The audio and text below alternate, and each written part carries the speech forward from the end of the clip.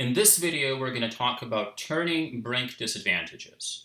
Before you watch this video, you should watch the previous video in which we talked about what a Brink disadvantage is, what its different elements are, and how to construct a graph representing those elements.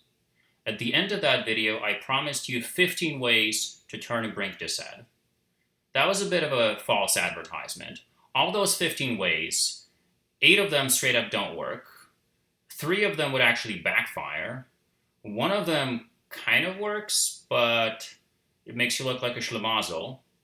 And then 3 are actually solid. All right, let's take this one step at a time. First, we're going to need a disad so that we have something to turn. Let's start right here. This is Kyle. Say hello, Kyle. Hello. We, as the affirmative, have a plan for Kyle. We're going to dare him to take 1 step to the right. The negative are going to fight us on this, so they're going to come up with a disad. The disad is going to start with a uniqueness, which tells us that Kyle has the high ground. And the U here stands for uniqueness. You see that uniqueness is high. And actually, since this is a Brink disad, let's shift Kyle over a little bit and say that he has the high ground, but he's standing on the edge of a cliff. And that cliff is the Brink. That's what the B stands for. The second part of the disad is the link. Remember, the plan was to dare Kyle to take 1 step to the right. So the link is just going to say that if we dare Kyle to take 1 step to the right, he will take 1 step to the right. And given that the link talks about Kyle taking steps to the right, it means that the link variable is the number of steps to the right. If you're not sure what a link variable is, you should watch the previous video. The third part of the disad is the internal link chain, and that's going to say that when Kyle takes a step to the right, that's going to push him over the Brink. He's going to fall off the cliff, and that's going to be a problem for Kyle because there is a crocodile at the bottom of the cliff, so when Kyle falls off the cliff, the crocodile is going to eat him. Next is the impact. So, Kyle is dead now. How do we feel about this? Well, we feel sad. So we're going to say that the bottom of the cliff, which for Kyle is synonymous with death, we're going to mark that with a negative sign. We were much happier back when Kyle was alive at the top of the cliff, so we're going to mark the top of the cliff with a plus sign. And that tells us that the impact variable, which we're using to determine whether or not we like the outcome, is whether or not Kyle is alive. Now that we know the link variable and the impact variable, we can figure out the shape of the internal link curve. So, back when Kyle was taking 0 steps to the right, he had 1 life. Now that he's taking 1 step to the right, he has 0 lives. That tells us that the relationship between the link variable, which is the number of steps, and the impact variable, which is how many lives Kyle has, is an inverse relationship, which means that the internal link curve that shows this relationship is going to have a downward slope. When we look at this line right here, we can think of it as just the drawing of a cliff, but we can also think of it as the internal link curve. So now we have a Brink disad, and this disad has 4 parts. And I'm going to claim that each of these 4 parts is binary, which means that it can only exist in one of 2 states. I'm going to explain what I mean by this in a second, but for now, let's just say that because each of these can only exist in one of 2 states, there are 16 possible combinations, which we can represent in a table.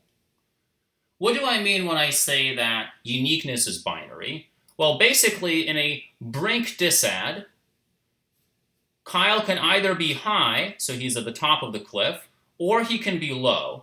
He can't really be in the middle because that's not how gravity works. So in this table, we're going to have columns 1 through 8, where Kyle is high, and columns 9 through 16, where Kyle is low.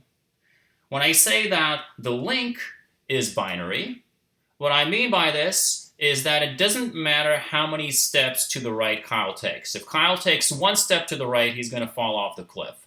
If he takes 5 steps to the right, he's still going to fall off the cliff. The magnitude of the link doesn't matter. The only thing that matters is the direction. And so in this table, the only thing that we're going to say about the link arrow is whether it's pointing to the right or the left.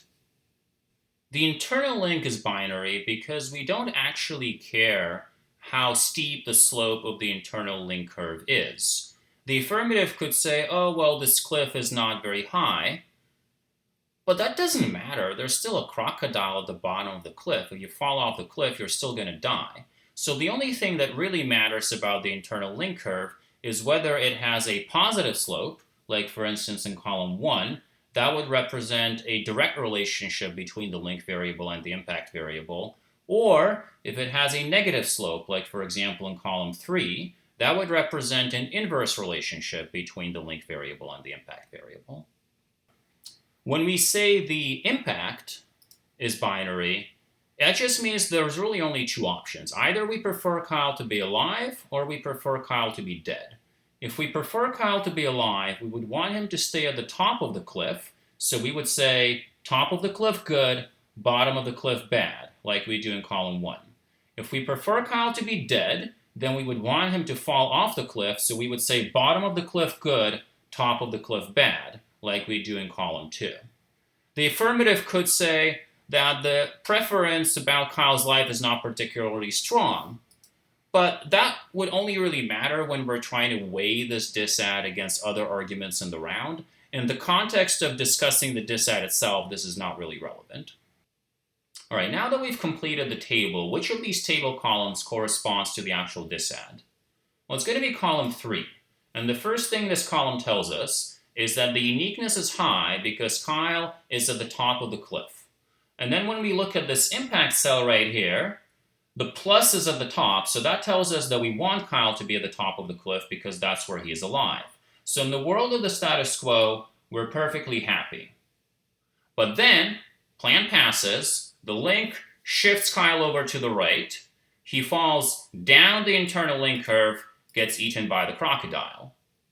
Now that he's at the bottom of the cliff, again looking at this impact cell, the bottom of the cliff is a bad place for Kyle to be because that's where he dies. So in the world of the plan, looking at the plan row right here, we are sad. Finally, let's move on to the last row of the table. The O stands for offense. Which side is going to get offense out of this argument? Well, it's going to be the negative, because the negative is going to say that we were perfectly happy in the world of the status quo, but then the AF had to come along with their plan and make us sad. What we're going to do now is use column 3 as our home base, that's the original disad, and then use the rest of this table as a turntable, which is going to offer us 15 possibilities to try to turn this disad. Now, most of them are not going to work. A couple of them will. Let's try to figure out which ones those are. We'll start with the basic ones. We'll take one element of the disad at a time and try to turn it, starting with the uniqueness. So here we're keeping everything the same except we're turning uniqueness from high to low.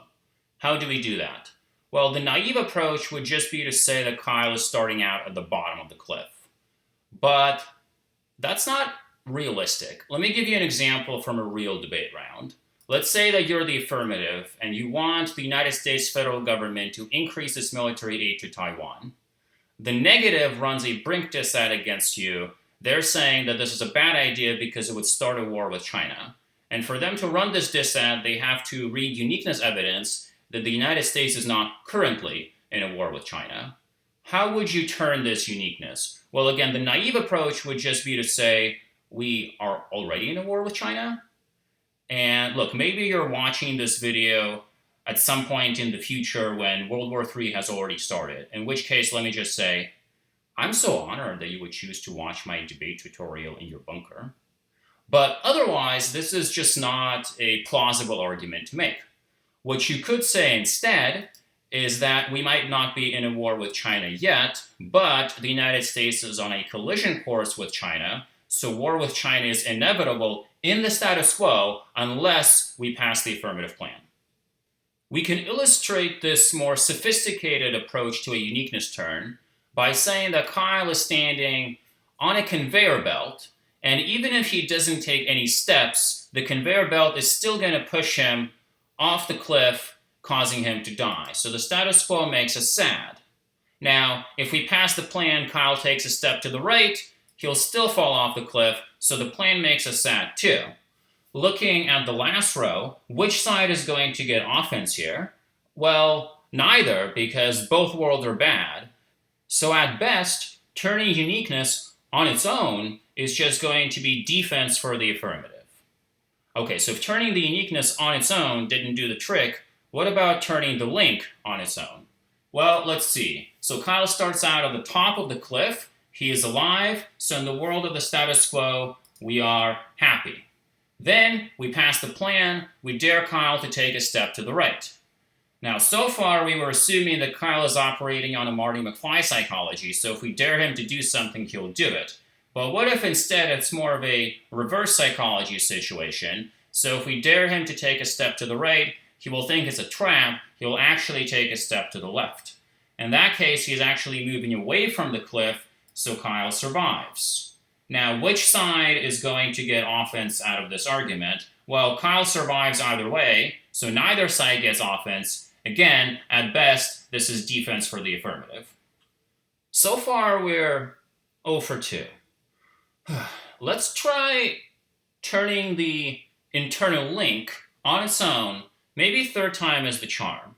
Now, originally the internal link has a negative slope because we're saying that there is an inverse relationship between Kyle taking a step to the right and Kyle's survival. And that's because on the right, there's a crocodile. But what if the crocodile were instead on the left? That would turn the internal link curve. All right, let's think through this. So Kyle starts out at the top of the cliff. So in the status quo, Kyle is alive, we're happy. The link is making Kyle take a step to the right. So he's actually moving away from the cliff. So in the world of the plan, we're still happy. Either way, Kyle survives. This means this is not offense for either side. This is just defense for the affirmative. Again. The last element of the disad is the impact. So let's try turning the impact on its own. Now, the original impact cell tells us that we want Kyle to be at the top of the cliff. There's a plus here because that's where he stays alive. And we don't want Kyle to be at the bottom of the cliff, hence the minus, because that's how Kyle dies. And we care about Kyle. But why do we care about Kyle? Isn't that a tad anthropocentric? You see, if Kyle stays at the top of the cliff, then the crocodile will have nothing to eat, so it will starve to death. And this is not just any crocodile, this is an Orinoco crocodile. They're an endangered species. There are only a couple hundred of them left in the entire world. Kyle, on the other hand, is a human. There's like 7 billion of those. And Kyle has no friends, no family, no one will care about him if he dies. The crocodile, on the other hand, is a single mother. So that means that in the status quo, where Kyle stays at the top of the cliff, we should be sad. And we should pass the plan and say, hey, Kyle, take a step to the right, take a step to the right, just one step. And if he does, there will be a happy crocodile family sharing a Kyle meal. The plan will make us happy. This is represented in column 4, which shows the minus at the top of the cliff and the plus at the bottom of the cliff. So finally, we have discovered an argument that turns not just one element of a disad, but also the entire disad, and thus gives offense to the affirmative. And that's the impact turn.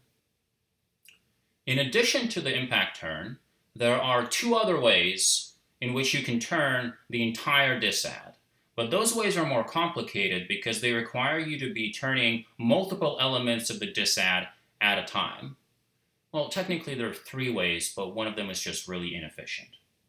What I would recommend is that you test your own understanding of disad structure by trying to fill out the rest of this table on your own and discovering the 2 columns that show how to properly turn a disad and get access to offense for the affirmative. Good luck. I will see you in the next video in which I will go over the answer.